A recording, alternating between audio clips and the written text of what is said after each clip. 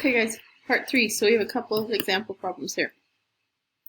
A bus is moving at 25 meters per second when the driver steps on the brakes and brings the bus to a stop in 3 seconds. What is the average acceleration of the bus while braking? If the bus took twice as long to stop, how would the acceleration compare? Alright, so part A, average acceleration. So a bus is moving at 25 meters per second when the driver steps on the brakes and brings the bus to a stop. Okay, so we have our bus, we're driving, and then we come to a stop, right? Let's say that this moment where we started looking at this situation, that's going to be our 0, 0. So for this situation, I'd say my initial velocity is 25 meters per second. My final velocity is 0 because we came to a stop. My time initial is 0. And then my time final is 3 seconds. Okay. Let's just plug this into our equation that we've been using. Acceleration is velocity final, which is 0, minus velocity initial, which is 25, okay, divided by time final, which is 3 seconds, minus time initial, which is 0 seconds.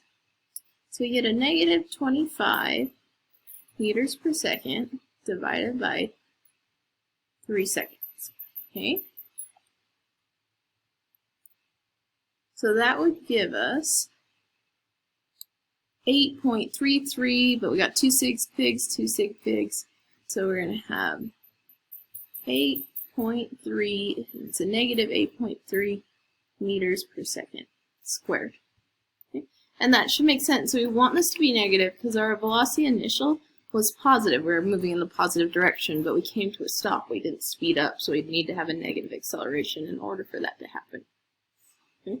So now for part B here,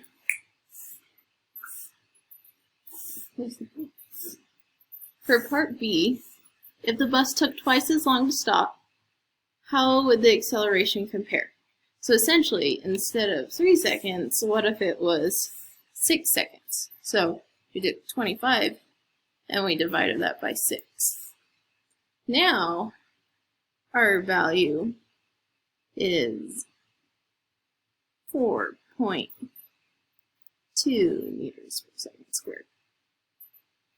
Okay. Negative. So we'd be accelerating by half, right? We'd have a negative acceleration by half. Okay. While on patrol, in harm's way, your nuclear submarine is traveling at 2.17 meters per second at a 200-meter depth. Sonar reports a torpedo in the water, and you order all ahead blank. After 35 seconds, your speed is now 13.50 meters per second. What is your submarine's average acceleration? Now, see, I love questions like this. It's really interesting to see that we have to be able to pick out this crucial information that we need and realize, like, there will be distractors and there will be things that we actually don't need to take into consideration. Okay? So what we're looking at here is we're traveling at 2.17 meters per second. Okay? And then after 35 seconds, the speed is now 13.5 meters per second.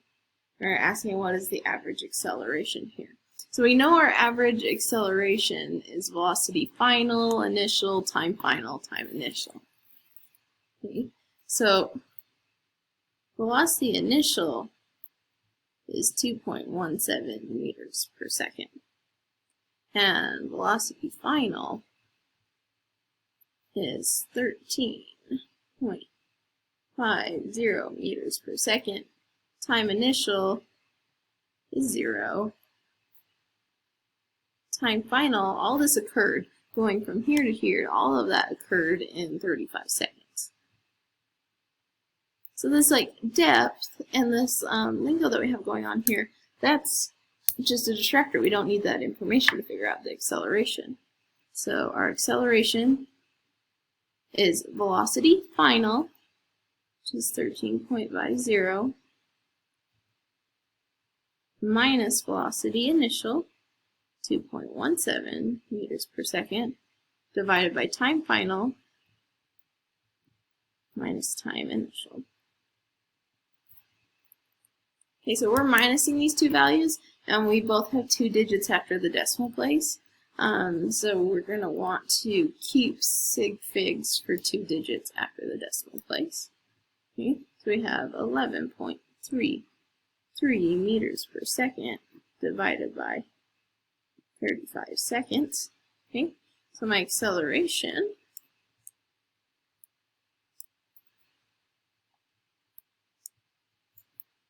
is, let's see, 4 sig figs, 3 sig figs, so I need 3 sig figs, 3, 2, 4 meters per second squared. Because, and think through that, like we didn't get a large change in velocity, and this was over a good span of time. So it would denote a rather small acceleration. Okay, so today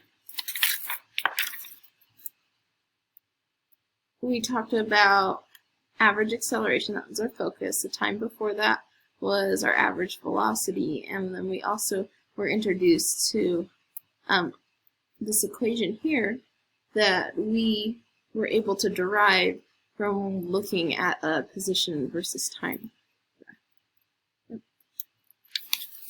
Alright guys, so next time we're going to move on. We'll have a lab, and then we're going to be moving on to learning target number 5.